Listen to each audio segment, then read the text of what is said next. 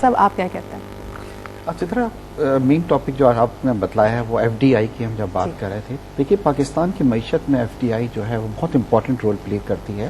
جیسے میرے بھائی شاہد صاحب نے کہا کہ جب بھی بجٹ کا خسارہ ہوتا ہے، یہ بجٹ کا خسارہ جو ہے جو پورا کرنے کے لیے ایف ڈی آئی نے ہمیشہ بڑا امپورٹنٹ رول پلے کیا ہے. ایک وقت تھا کہ ہم سے 8 to 10 بلین ڈالرز ہماری ایف ڈی آئیز آ رہی تھی پاکستان میں، بٹ پچھلے کچھ سالوں سے تقریباً نہ ہونے کے برابر ہے. اگر آپ لاسٹ ایئر کو آپ لے کے دیکھیں گے تو مشکل سے 1-2 بلین ڈالر کی ایف ڈی آئیز پاکستان میں آئی ہیں. پھر یہ دیکھا جاتا ہے کہ ایف ڈی آئیز کس جگہ پہ آ رہی ہیں.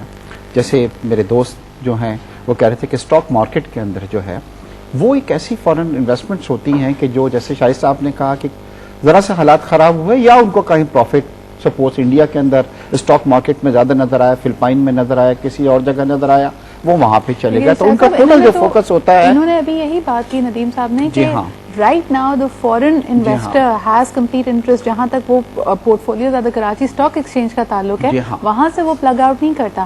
Again a lot of foreign investors, direct investors جب دیکھ رہے ہوتے ہیں وہ کہتے ہیں آپ کے اپنے ملک کے سرمایہ کار کیا کر رہے ہیں. دوسری امپورٹنٹ چیز یہ ہوتی ہے کہ ایف ڈی آئی جو آ رہی ہے کیا وہ کچھ اس طرح کے پروجیکٹس میں ہو رہی ہے کہ جس سے ہم امپلائمنٹ کریٹ ہوگی.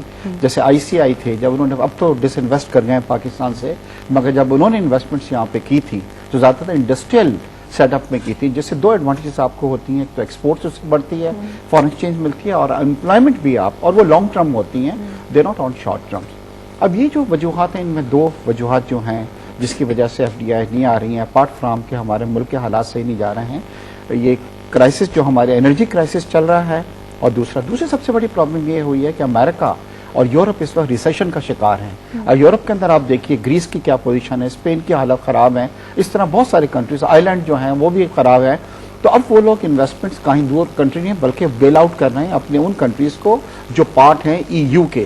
امریکہ کا جیسے ہمیشہ امریکہ جو ہے ان کی بھی حالات کچھ اتنے ریسیشن چل رہا ہے وہاں پہ اور پاکستان میں، مگر کچھ ایسے کنٹریز ہیں جہاں سے انویسٹمنٹ آ سکتی ہے. اس وقت سب سے بڑا جو ایف ڈی آئی آ رہی ہے پاکستان میں پچھلے سالوں میں آئی ہے وہ گلف کنٹریز سے آئی ہے، کیونکہ آئل کی جب پرائسز بڑے ہیں تو اس سے ان کے پاس سرپلس فنڈز بہت زیادہ ہو گئے. نقوی صاحب again coming back to you, آپ نے کہا کہ جو اچھے مینج بزنس ماڈلز ہیں، پروفیٹیبل ہاسپٹلز ہیں، they doing well and they don't need extra capital. لیکن مجھے یعنی ہم سب سے چھپی ہوئی بات نہیں کہ جیسے ہی رمضان آئے گا well see outdoors everyone is asking for our zakat. تو اگر ان کو پیسوں کی ضرورت نہیں ہے، وہ پروفیٹیبل ہیں، تو پھر زکات پہ کلیم کیوں؟ جسٹ ٹو کلیریفائی، ہمارے یہاں جو پروفیٹیبل ہیں وہ بہت ہی چھوٹا پرسنٹیج ہے، ٹھیک ہے، اور وہ لسٹ نہیں کرنا چاہتے. Bulk of the medical sector is in deficit. Even Aga Khan despite support from the foundation is deficit, کیونکہ یہ جنرل ہاسپٹل ہیں، یہ ہر ایک کو دیکھتے ہیں. ڈاکٹر ادیب رضوی کا جو کام ہے وہ تو خیر ہی should get a Nobel prize, but it is all done because industry ان کو سپورٹ کرتی ہے، انڈیویجول ان کو سپورٹ کرتے ہیں، اور یہ دنیا بھر میں ہوتا ہے. Top New York hospitals are driven by foundations, وہ پروفیٹیبل نہیں ہوتے. تو یہ تو ایک ہے، مگر جو افسوس کی بات ہے کہ اس میں گورنمنٹ سیکٹر کا جو رول رہا ہے نا پچھلے 50 سال میں نیگلیجبل رہا ہے. کسی طرز کی بھی حکومت ہو، چاہے خاکی حکومت ہو یا عوامی حکومت ہو، 3% you spend on health, 3% you spend on education. میری نیز جو ہے وہ دلی میں ہوتی ہے، وہ کہتی ہے وہاں بھی اتنی کرپشن ہے ماموں، ہر چیز جو ہے بری ہے. لیکن ایک چیز ہے، چھوٹے سے چھوٹا بچہ بھی جو ہے نا اسکول پکڑ کے صبح جا رہا ہوتا ہے اپنے چھوٹے سے گاؤں کے اسکول میں. ہم یہ مس کریں گے. اگر ہم صرف اپنے 180 ملین جس میں سے 50% لوگ 30 سے کم ہیں ان کو 10 سال پڑھا دیں تو یہ خود اپنے پیر پہ کھڑے ہو جائے گی. ویری امپورٹنٹ پوائنٹ نقوی صاحب، اس میں یہاں پہ یہ بھی چیز نوٹ کرنے کی ہے کہ ہمیں اکانومی کی کتابوں میں ہمیشہ پڑھایا جاتا ہے کہ one of the greatest advantages we have is in terms of the factors of production, کہ جی یہاں پہ چیپ آپ کو ایفیشینٹ لیبر مل جائے گی. But now the rules of economics are also changing. اب آپ ٹیکنالوجی کو as the 5th factor of production لینے لگے ہیں، اور جب تک آپ خود اسکلڈ نہیں ہوں گے، جب تک آپ کے پاس وہ ٹریننگ نہیں ہوگی، جب تک آپ کے پاس وہ اسکل سیٹ نہیں ہوگا، your cheap labour is now becoming redundant labour, and that's a very big question mark and it's a wake up call. ایک عرض کر دوں، آپ ٹیکسٹائل انڈسٹری کو ریپرزینٹ کرتے ہیں کہ in his industry it self جو آپ کے سپروائزری اسٹاف ہے وہ سری لنکن کیوں ہو جاتے ہیں؟ لوگ فلپین سے لا کے کیوں رکھتے ہیں؟ کیونکہ ہمارے لوگ ایک تو ٹیکنیکلی کمپیٹنٹ نہیں ہوتے، پھر ان میں ورک ایتھک وہ مسنگ ہوتا ہے. اور اسی بات کو آپ کے آگے بڑھاتے ہوئے جو سمپل آپ کی ٹرشری اسکلس کے ادارے ہونے چاہیے, جیسے مثال کے طور پہ اگر ایک لیبر کلاس شخص یہاں سے جا کے مڈل ایسٹ میں کام کرنا چاہتا ہے, انڈیا میں, شری لنکا میں, بنگلہ دیش میں, اس کے پاس ایسے ٹرشری ادارے موجود ہیں جو اس کو ٹرین کر کے 3 مہینے کی ٹریننگ کر کے اس کو ایک سرٹیفکیٹ دے دیتے ہیں کہ you are now train to be a bell boy, and with that his potential of earning income, کیونکہ ہم ریمیٹنسز پہ بھی ہمارا انحصار ہے, دبئی میں 4 گنا 3 گنا ہو جاتا ہے as compare to an unskilled labor who goes from Pakistan. So this is a wake up call once again. Very important question, اشتاق صاحب, I have for you. ہم اکثر سنتے ہیں ہمارے یہاں اللہ تعالیٰ نے ماشاء اللہ بہت سارے لوگوں کو بہت نوازا ہے, and they are also listed as perhaps some of the richest people in the world. جو بھی شاہد صاحب بات کر رہے تھے کہ ہمیں IMF کے پاس جا کے قرضہ لینے کی ضرورت ہے, کچھ لوگوں نے for the sake of publicity, I don't know کتنا ان کا جینوئن انٹرسٹ تھا, انہوں نے کہا کہ جی اتنا قرضہ یا ہم لوگ سارے پول کر کے بھی اتنے پیسے ریز کر سکتے ہیں. تو ہم اس لوکل آپشن کو کبھی کوئی گورنمنٹ ان کے ساتھ کام نہیں کرتی ہے.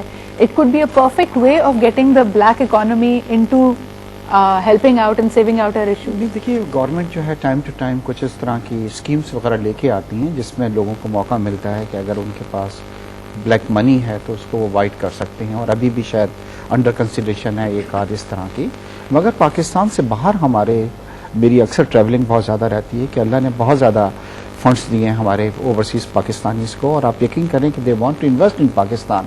جب ہم FDI کی انویسٹمنٹس کی بات کرتے ہیں تو وائی وی تھنک کہ کوئی امریکن آ کے یہاں پہ انویسٹ کرے گا. امریکنس نے تو اپنے لوگوں پہ ٹریولی ایڈوائس لگا رکھی ہے کہ ڈونٹ گو ٹو پاکستان, تو how you will come and invest in Pakistan. اگر ہم اپنے لوگوں کو موٹیویٹ کریں, کیونکہ I will tell you one thing, میں جتنے بھی پاکستانیوں سے ملا ہوں چاہے وہ انگلینڈ میں ہوں, اور اللہ نے ان کو اربوں روپے ڈالرس میں دیے ہیں, they want to do something for Pakistan because دل ان کے یہاں پہ دھڑک رہے ہیں. مگر سم ہاؤ جب وہ یہاں پہ حالات دیکھ رہے ہیں, کرپشنز دیکھ رہے ہیں, ان تمام چیزوں کو دے سیٹ یہ چیز ہم برداشت نہیں کرتے, جس کی وجہ سے اگر ہم ان کو موٹیویٹ کریں, آپ یقین کر کے لے کے آئیں, تو پھر ہمارا انحصار IMF کافی حد تک جو ہے وہ کم ہو سکتا ہے. اچھا اشتاق صاحب, since we are in the last 4 minutes of our show, Naqvi صاحب again I want to bring this question to you.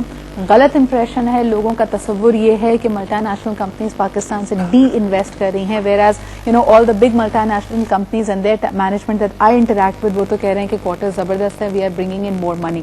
But bringing back to the delisting at the Karachi Stock Exchange, اس سے کیا فائدہ ہوگا کمپنی پرسپیکٹو سے, ان کے ذہن میں کیا ہے؟ کیس کیونکہ پبلک ہے اور ہمارے پاس آ چکا ہے تو میں زیادہ ذکر نہیں کروں گا, مگر گلوبلی کمپنیز کی اپنی اسٹریٹجی ہوتی ہے. انٹرنیشنلی جتنے بڑے بڑے ملٹی نیشنلز ہیں ڈیولپنگ کنٹریز میں, ان کے پاس اس وقت 2% پہ وہ یورو ڈالر میں بورو کر سکتے ہیں, تو ان کو لوکل کیپٹل اب نہیں چاہیے. یہ سیکلیکل ایک چیز ہوتی ہے اور یہ 10-10 سالہ سائیکلنگ ہوتی ہے. But by delisting at the Karachi stock exchange that does not equal to they disinvesting from Pakistan.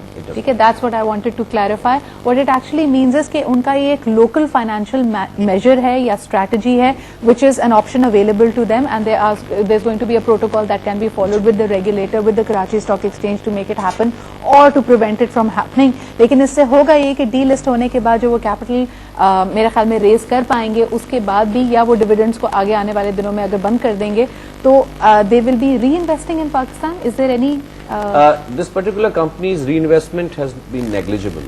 It's a brand franchise. Its dividend rate has been 100%. So it has not really put any money. And have any plans been disclosed کہ کیا وہ کوئی نئی factory لگانا چاہتے ہیں؟ They don't have such plans, not to my knowledge. Okay. If they have something, they'll probably do it after the delisting. مگر delisting میں یہ بتا دوں کہ ایک کمپنی اگر ڈیلسٹ ہو جاتی ہے اس کا یہ مطلب نہیں ہوتا ہے کہ جس کے پاس شیئر ہیں وہ زیرو ہو گئے. He then becomes a shareholder of a private company. صرف اتنا ہوتا ہے. He still, if they give a dividend, he will still get the dividend, but it will not be listed company. ٹھیک ہے. And do you unfortunately, because ہم اکثر بات کرتے ہیں کہ capital flight becomes very contagious, یعنی for one reason or the other if this becomes a trend and such a major player is delisting from Karachi Stock Exchange, do you fear کہ باقی لوگ بھی نہ دیکھا دیکھی میں کرنا شروع کر دیں؟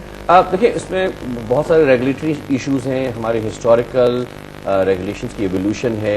ابھی ہم ڈی میوچلائز ہوئے ہیں, ہمارا پورا ریگولیشن ریویمپ ہو رہا ہے. تو آگے چلتے ہوئے as an exchange and as a regulator ہمارا کام یہ ہے کہ ایک طرف تو ہم جو کارپوریٹس ہیں ان کے لیے سہولت پیدا کریں اور دوسری طرف مائنورٹی شیئر ہولڈر کو پروٹیکٹ کریں. جی. تو اٹس اے ڈیفیکلٹ بیلنس, مگر ہم کوشش کر رہے ہیں کہ مسترف چلیں. It's a difficult balance, but that is what needs to be done. Life is unfair, لیکن let's hope that it is unfair in our advantage and not disadvantage. اسی کے ساتھ ہمارا آج کا پروگرام, آج کا ڈسکشن اپنے اختتام کو پہنچتا ہے, but it's a never ending thing. So of course آپ کے comments اور feedback کو میں